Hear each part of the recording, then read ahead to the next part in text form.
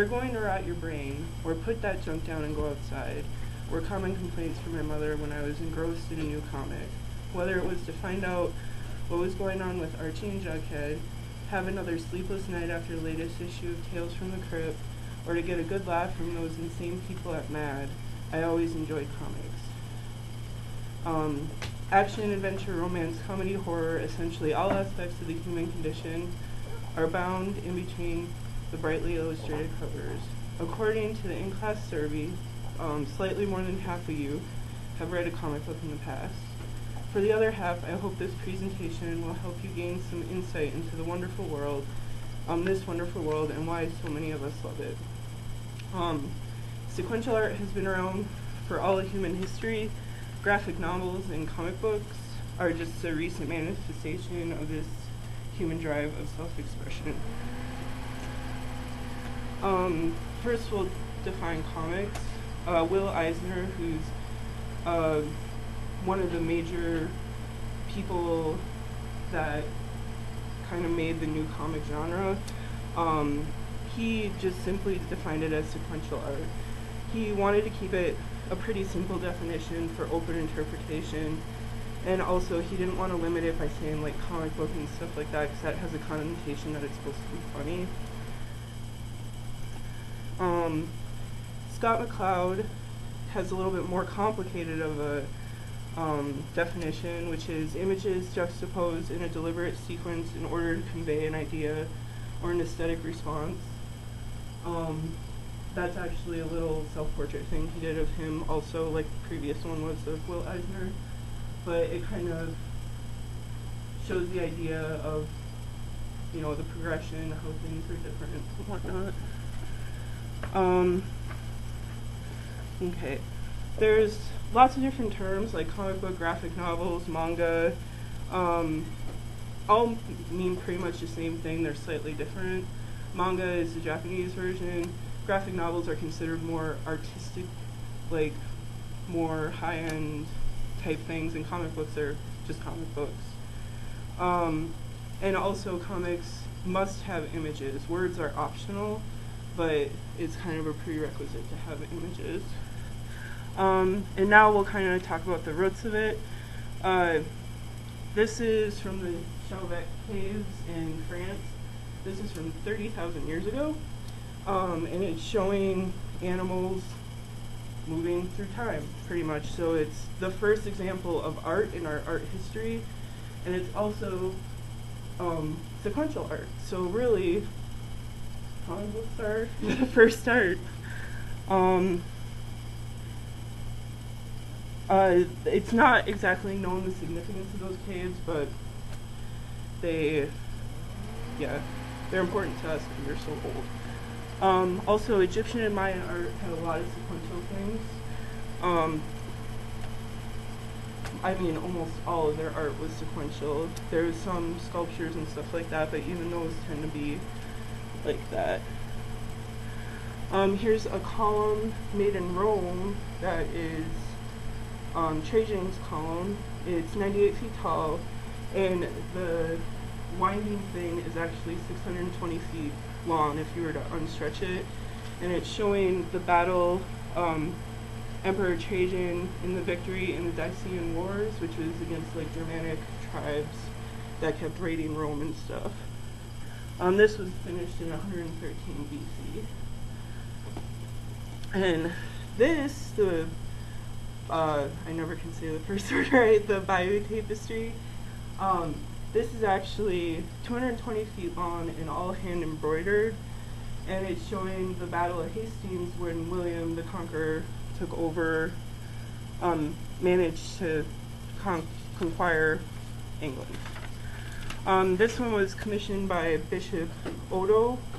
However, it's still debated who actually made it. Some think it's the Queen, others think it's just some random craftsman or whatever. And then another great example, and I actually have one here that I made, is emakimono, or amaki is what it's called now, is Japanese hand scrolls. And these Mine is 17 feet long, so I'm not going to enroll it, but it's pretty much a continuous, sequential piece of work. Yeah. I did the walrus and the carpenter. I did this a long time. I did this last semester, so I didn't do it for this. But yeah, I just brought this so you could kind of see, like, this is what a scroll looks like.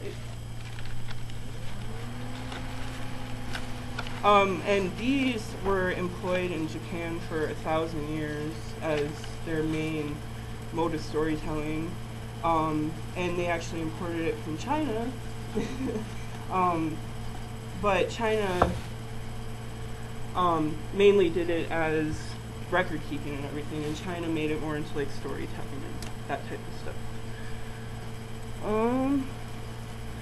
And then we start getting more into recent history. This is actually the first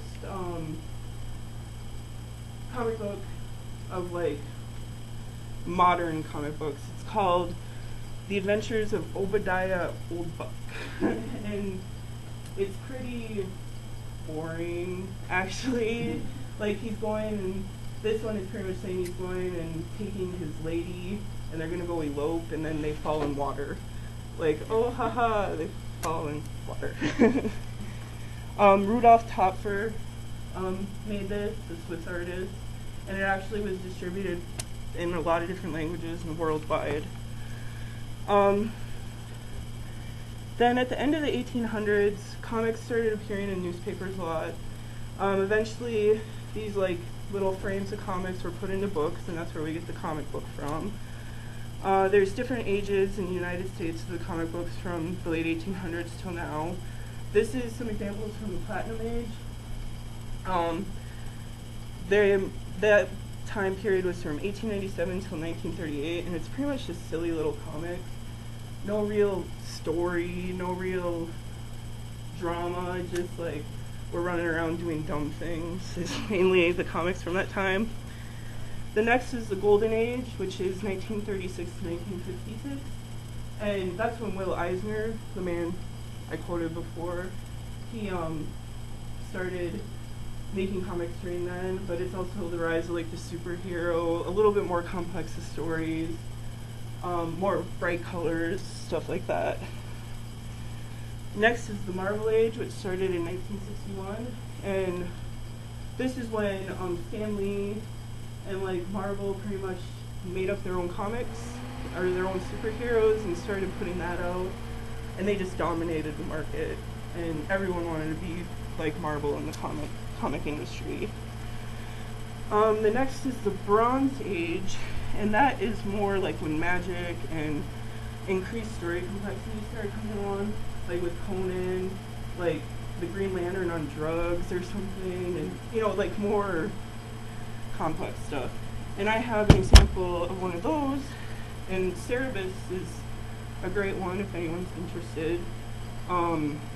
It's a really, really, really long thing. There's about 30 of these books of all comic.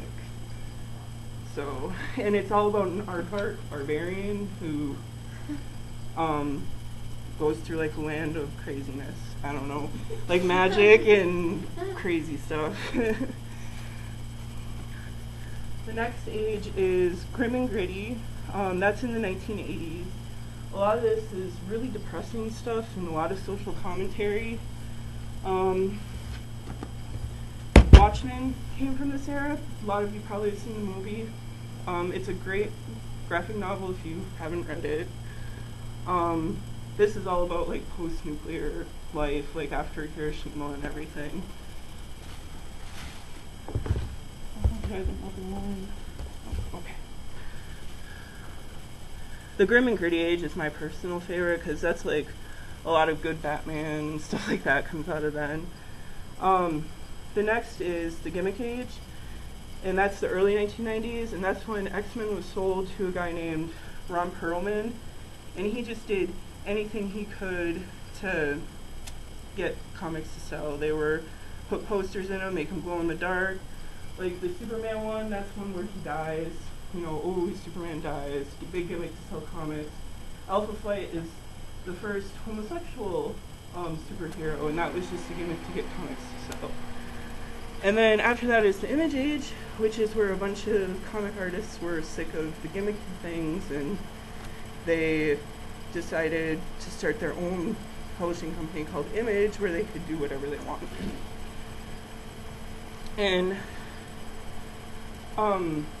otherwise, now there's not like a definite age we're in, but I would say it's like the web age or the Hollywood age, because there's so many movies for comic books now. And like with the advent of webcomics, like there's thousands and thousands of webcomics online. And with webcomics, there's like no censorship, no filters, direct to audience, so there's just crazy, crazy stuff. This is one of my favorites, toothpaste for dinner, and I just thought this was a cute one.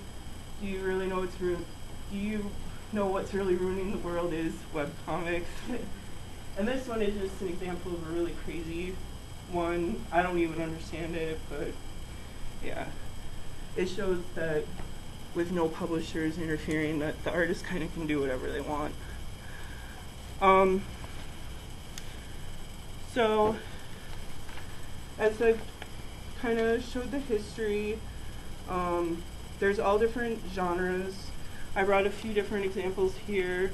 This is actually an adaptation of a Stephen King book, The Dark Tower. I don't know if anyone's ever read it, but it was made into a graphic novel, and then they'll be making it into a TV show. It just kind of shows how cross-platform these are. This is a Japanese one, One Piece. They're read backwards, just in case people didn't know, because Japanese is read differently than ours.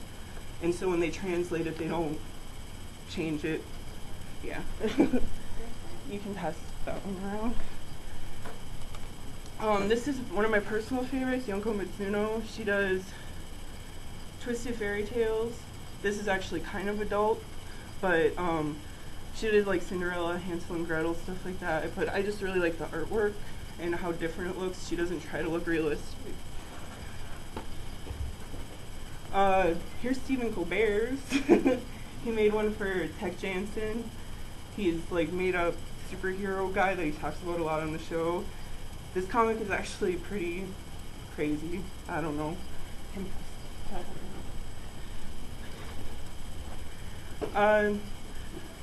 This one I brought just to show a comic doesn't necessarily have to be a story. Like, she just kind of puts crazy pictures together and it makes sense somehow. Yeah, it's really weird. And then this one I brought just to show like how many different things they do. Like this is Marvel Zombies. They made all the Marvel characters into zombies, and then they brought, I don't know if any of you seen Army of Darkness, but they brought Ash in from Army of Darkness to kill them all, to try to save the world. So, and again, showing how cross-platform it can be. If I've piqued your interest a little bit, where to find comics is just search online for webcomics. Locally, go down to Daydreams on Dubuque Street. It's right next to Prairie Lights. They have knowledgeable staff and can browse different, and you can browse different genres and stuff there. They have a lot of these crazy ones that I pointed out there. Any chain store has them, any chain bookstore. They have mainly the popular titles, longer anthologies, stuff like that. Amazon is great for selection, best prices if you know what you want. The Iowa Public Library has a great selection also, because a lot of people have been requesting them. It's free. You can check things out. If you hate it, you don't have to spend the money for it.